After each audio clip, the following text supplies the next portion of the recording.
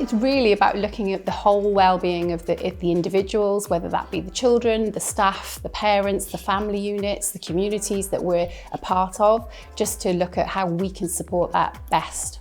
So my role is to support the managers, support the staff, and support what we're doing as a project, kind of have an outlook of where I want it to go, just to move it forward and look for different ways that we can support the community and support the parents and support the children.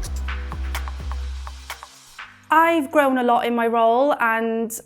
I started at the bottom as a junior, and it's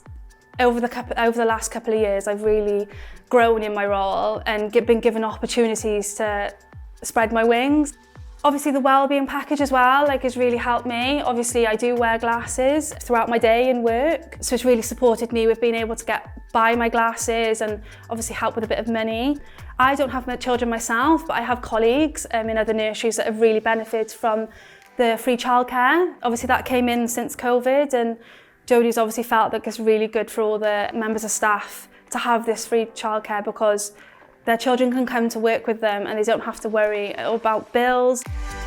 I think our aim is just to be a part of the bigger picture, to be a part of trying to get people back on track, get everybody's mental health kind of more aware, being able to talk about it, being out in the open, being a part of a community that the children have an identity as part of, and just to help and look out for other people. So I think our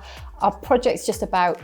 being aware, making sure everybody's aware of everybody, just to make sure that we can make a difference.